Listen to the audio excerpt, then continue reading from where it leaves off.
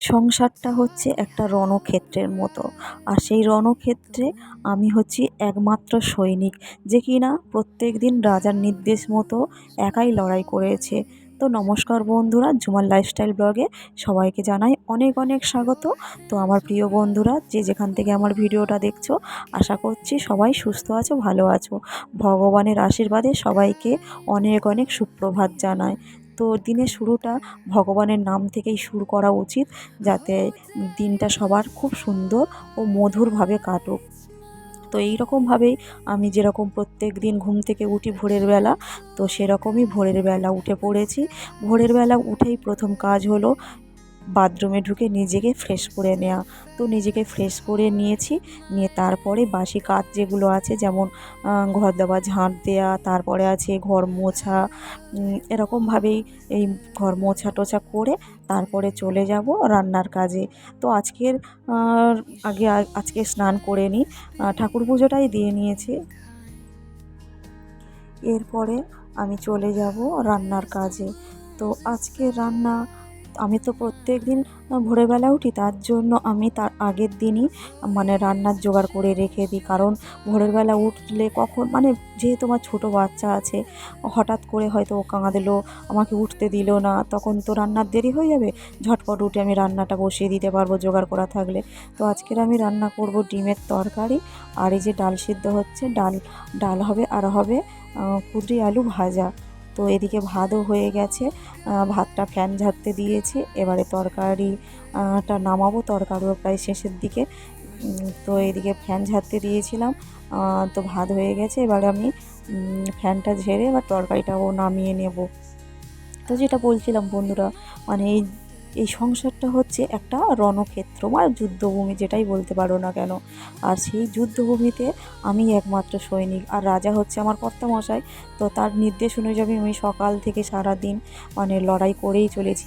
এ লড়াই যে কবে শেষ হবে বা কখন শেষ হবে, মানে সেটুকুই আমি চিন্তা করি। যতদিন না সূর্য ডুবছে ততক্ষণ আমার এই লড়াইয়ের শেষ নেই। তবুও রাত্রে লড়াই আছে, সেটা মেয়ের সাথে।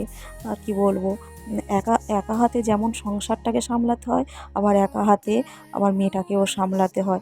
কারণ মেয়েটাও তো সারাদিন আমার কাছেই থাকে, ওর বাবা কাজে থাকে। তো এইভাবেই চলেইছে, আর হয়তো চলবে। ভগবানের কাছে শুধু প্রার্থনা করি যে ভগবান, কবে আমার মেয়েটা একটু বড় হবে আর আমার একটু খাটুনি কমবে।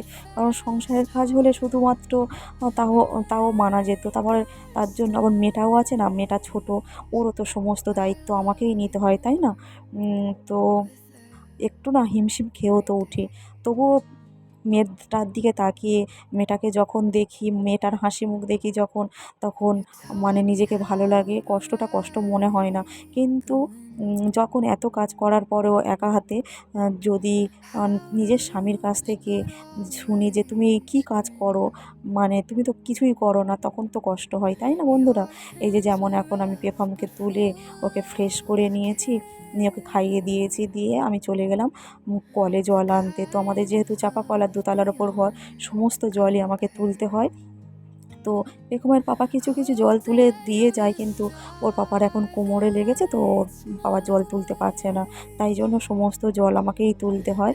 আর এই যে তোমরা দেখলে আমি গেলাম, ওটা আমার খুড়শ্বশুর ছিল, যিনি মানে মাঠে জল হয়েছে দেখো অনেকটা, তো সেই জলে এই জালগুলো পেতে মাছ ধরে, মানে বিকালবেলা জালগুলো পেতে দিয়ে আসে, আর সকালবেলা তুলে আনে ওই জালগুলোই মাছ পড়ে। তো এখন ওই মাছ তুলে এনেছে, এনে জালটাই ছাড়াচ্ছে, আর আমার সঙ্গে লেগেছে। আমি বলছিলাম, কাকা কী যে মাছ পড়েছে? বলছে কিছুই পড়েনি, এখন তো জল নেই, মানে জল নেই বলতে বৃষ্টি হয়নি, তাই জন্য, বৃষ্টি হলে খুব মাছ পড়ে জানো তো। আর তারপরে এসে একটু মেথি মৌরি ভিজিয়েছিলাম, মেথি মৌরির জল খেয়ে নিলাম। আর এদিকে তোমরা দেখো আমার পেখমের দুষ্টুমিটা কেমন, মানে দুষ্টুমি, ওর দুষ্টুমি মারাত্মক লেভেলে। সবাইকে চশমা পরতে হবে, ওর দিদিভাইকে চশমা পরিয়ে দিয়েছে, আর নিজেও দুটো চশমা পরে নিয়েছে।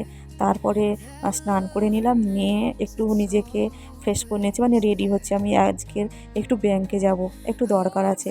তো ব্যাংকে যাওয়ার জন্য একটু রেডি হয়ে নিই। চারিদিকে দেখো সবেমাত্র একটু মুখে সানস্ক্রিনটা দিয়েছি আর লোডশেডিং হয়ে গেল। তো আমাদের এরকমই হয়, যখন ভীষণ গরম পড়ে তখন খালি লোডশেডিংই হয়। তো এরকমভাবে নিজেকে রেডি করে নিচ্ছি, একটু আইব্রুটা করে নেব। আমার রেডি হওয়া বলতে একটু সানস্ক্রিন মাখবো, একটু আইব্রু করব, আর একটু জাস্ট লিপস্টিক। আর মেয়েদের সবথেকে সৌন্দর্যের যেটা জিনিস সেটা হচ্ছে সিঁদুর, সে একটু সিঁদুরটাই পরে নেব, তাছাড়া আর কিছু নয়। আর এর ফাঁকে আমার পেখমের দুষ্টুমিটা তোমরা দেখবে, মানে বাচ্চারা তো দুষ্টুমি করে, তার জন্য আমার কোনো প্রবলেম নেই, কিন্তু ওর দুষ্টুমিটা অন্য রকমের, মানে দেখলে ভালোও লাগে, হাসিও পাই, আবার মাঝে মাঝে রেগেও যায়। কিন্তু ভালো লাগে যে একটা বাচ্চা তো, সে বাচ্চা তো দুষ্টুমি করবেই বাড়ির মধ্যে, তাই না? তো বাচ্চার দুষ্টুমিও এক এক সময় ভালো লাগে। আর ওর দুষ্টুমিটা হচ্ছে, আমি যে ভিডিও করব বলে যে স্বাধীনতা দিবসের যে মেকআপগুলো রেখে দিয়েছিলাম, ওগুলোই ওকে পরিয়ে দিতে হবে। তো ওকে সেগুলো পড়াতে শুরু করেছে ওর দিদিভাই, আর আমি নিজেকে রেডি করে নিচ্ছি, কারণ আমার ব্যাংকে যেতে হবে। আমার তো দেরি হয়ে যাচ্ছে, আবার ব্যাংকে থেকে এসে ওকে স্নান করানো, খাওয়ানো সবই করতে হবে। তো তাই জন্য একটু তাড়াতাড়িও করছিলাম।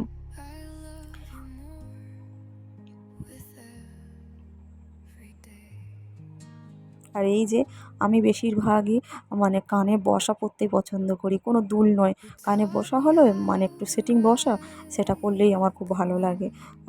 তো তোমরা কমেন্টে জানাবে বসা দুটো কেমন লাগছে।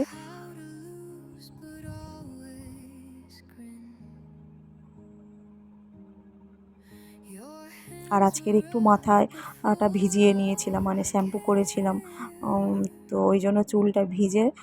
আর এদিকে দেখো না, কারেন্ট নেই, পুরো ঘেমে একেবারে একশেষ হয়ে গেছি। তো দেখো বন্ধুরা আমাকে কেমন লাগছে। আর এই যে আমার পেখমও রেডি হয়ে গেছে। পেখমের ফাইনাল লুক এটা, দেখো কি পরিমাণে সেজেছে। আর বন্ধুরা তোমরা কমেন্টে অবশ্যই জানাবে যে আমার পেখমকে কেমন লাগছে। আশা করছি আমার পেখমকে খুবই ভালো লাগছে। তো বন্ধুরা, এতক্ষণ পর্যন্ত যে ধৈর্য ধরে আমার ভিডিওটা দেখলে, তার জন্য তোমাদেরকে অসংখ্য অসংখ্য ধন্যবাদ।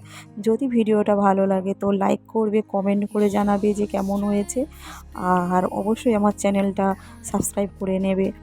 আর এই ভিডিওটা যদি পারো তো শেয়ার করে দিও। তো অনেক অনেক ধন্যবাদ। ফেরত আসছি পরের আরেকটা ভিডিও নিয়ে।